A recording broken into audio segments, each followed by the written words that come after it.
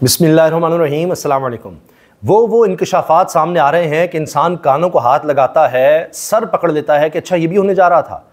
हुकूमत का साथ देने वाले कह रहे हैं कि हमने लोगों में भी जाना था, हम लोगों को क्या मुंह दिखाते अगर इसकी कोई बात कर लेते।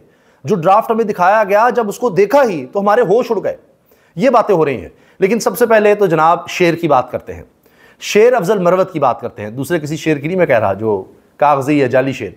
शेर अफजल मरवत ने तो उस पुलिस को, उस इस्लामाबाद पुलिस को ललकार दिया है कि जो घरों में छापे भी मारती है, जो लोगों के लिए वो कुछ कर जाती है, यानी लोगों के खिलाफ या तहरीक इंसाफ के खिलाफ, जो आज तक तारीख में नहीं हुआ।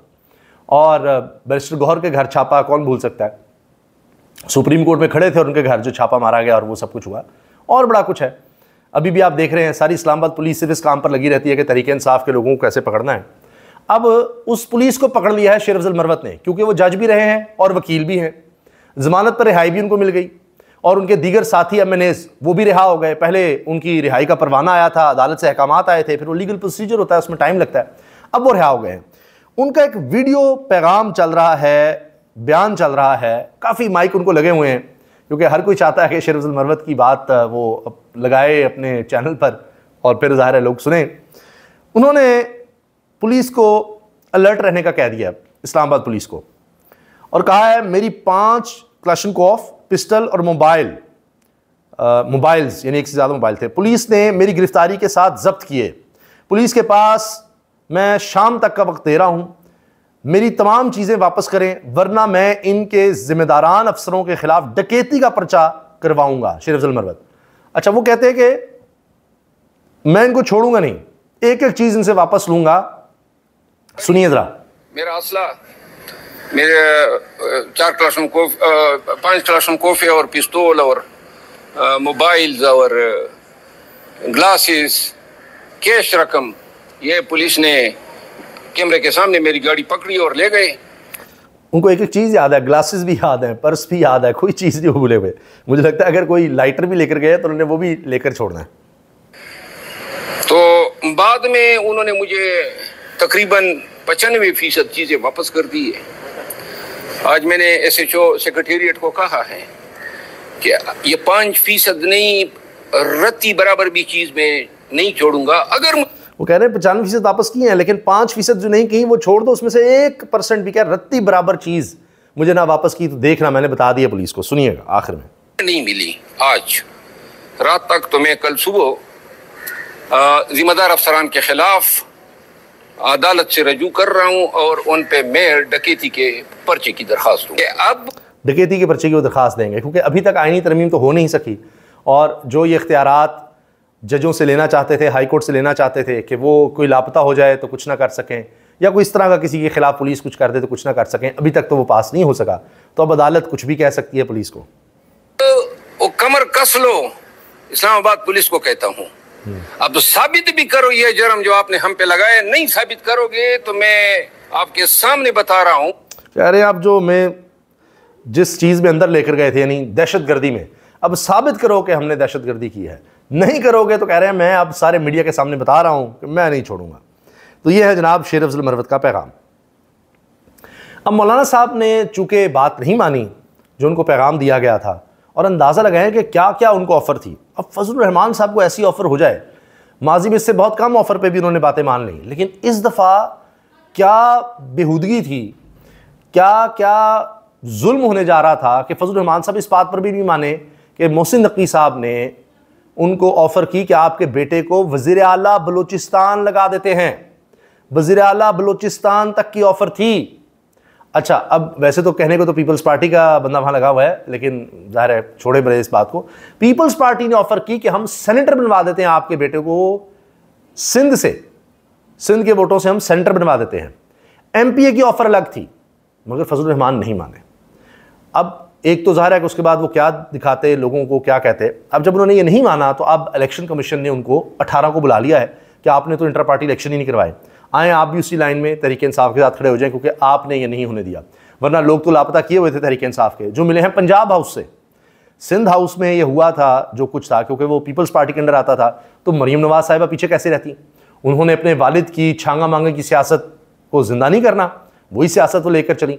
वही मंडियाँ, वही छांगा मांगा जब लोगों को वहाँ ले जाया करते थे और मंडियाँ लगती थी। कभी मरी में भी एक चीज़ होती थी।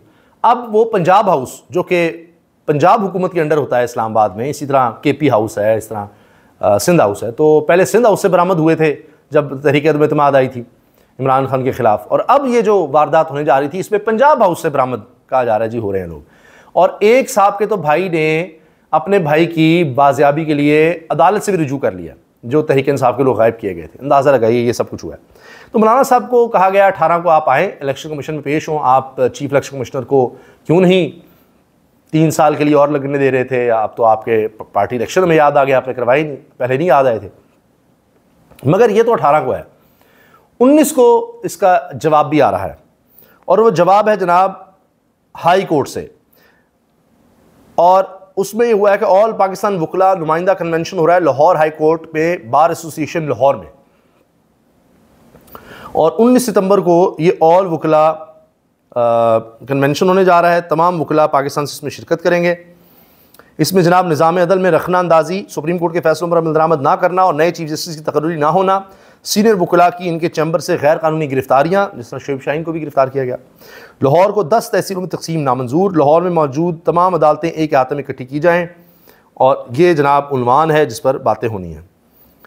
एक और वारदात जो इलेक्शन कमीशन डाल रहा है, जिस पर अभी डिबेट चल रही है कि नहीं ऐसा हो नहीं सकता, कि 4 हल्के, मेहरबानो साहिबा कह रही हैं कि ECP ना अब कर ही रहा है कि JUIF के भी बुला लिए इंटर पार्टी इलेक्शंस में कि आपने कराए नहीं है, लेकिन साथ वो कह रहे हैं कि 4 हमारी सीट्स जो हैं PTI की वो अब दोबारा छीनने की कोशिश हो रही है मज़ीद। लेकिन इस पर जवाब ये आ रहा है कि रिकाउंट इन सीटों पर हो नहीं सकता जिनके वाले से दोबारा इलेक्शन कमीशन चीज़ें खोल रहा है, क्योंकि या तो 8000 का मार्जिन जब हो उससे कम, या 5% की लीड का मार्जिन हो और इससे ज़्यादा हो, तो फिर वो रिजेक्टेड वोट्स का तो फिर रिकाउंटिंग हो सकती है। तो ये कानून तो यही है, लेकिन इलेक्शन कमीशन कौन सा कानून के मुताबिक अमल करता है, तो वो किसी भी हद तक जाने की कोशिश करेगा।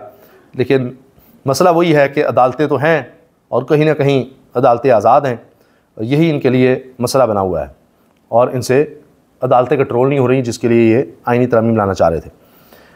अब आप ये देखें, जो मैं आपसे अर्ज़ कर रहा हूँ ना कि कैसे कैसे इंकशाफात हो रहे हैं, चंद मैं आपके सामने रखता हूँ। पीपल्स पार्टी ने मौलाना असद महमूद को सिंध से सेनेटर बनवाने की पेशकश की। वज़ीर दाखिला मोहसिन नकवी ने JUI को वज़ीर आला बलूचिस्तान की ऑफ़र दी। मौलाना असद महमूद मौलाना के बेटे हैं, उनको MP बनाने की पेशकश की। ये डॉन न्यूज़ ने खबर दी है। ये भी खबर आ रही है कि 2 ड्राफ्ट्स थे, एक ड्राफ्ट मौलाना को दिखाया गया और लाया कोई और गया था 2 तारीख शरीयत वाला, तो अब वो जो दिखाया गया था वो भी पिट गया है।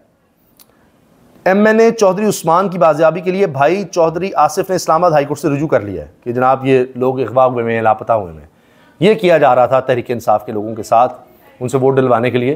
तो अब ज़ाहिर है कि जो आज़ाद अभी तक इलेक्शन कमीशन ने किए हैं या जिन्होंने बयान अल्फी जबानी करवाए, तो ये भी कहा जा रहा है कि मुस्तफ़ा नवाज़ खोखर साहब ने कहा है आसमा शराय साहब के प्रोग्राम में, जब उन्होंने कहा कि जी अगर फैज़ हमीद होते ना तो फिर तो हो जाना था, आसमा शराय साहब ने कहा फैज़ हमीद होते फिर तो वोट पूरे हो जाने थे। तो इस पर मुस्तफ़ा नवाज़ खोखर जो सेनेटर रहे, पीपल्स पार्टी के सीनियर रहनुमा रहे, उन्होंने कहा है कि जी मैं हल्फन कहता हूँ कि कई MNAs ने मुझे बताया कि उनको 3 हफ्ते से इस्लामाबाद में महबूस रखा हुआ है, यानी उनको बंद करके अगवा करके रखा हुआ है कि आप जा नहीं सकते। ये हाल हुआ है।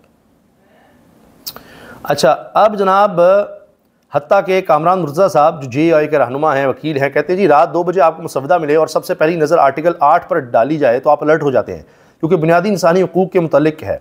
फिर आर्टिकल 199 में नेशनल सिक्योरिटी के नाम पर आप अदलिया का इख्तियार लेने की कोशिश कर रहे हैं कि यानी कोई बंदा लापता हो तो आप कुछ ना कह सकें। तो अल्लाह के बंदो, हमने घरों को जाना है, लोगों में जाना है, वकला में जाना है, यानी हम लोगों को क्या मुँह दिखाते, हम किसी को मुँह दिखाने के काबिल ना रहते। JUI, ये JUI के कानूनदान कह रहे हैं, तो आप सोचिए कि क्या हाल था। ये है असल सूरत हाल। अभी तो मज़ीद इंकशाफात होंगे कि ये किस हद तक ये सारा निज़ाम और ये हुकूमत किस हद तक गिर रही है। अल्लाह हाफ़िज़।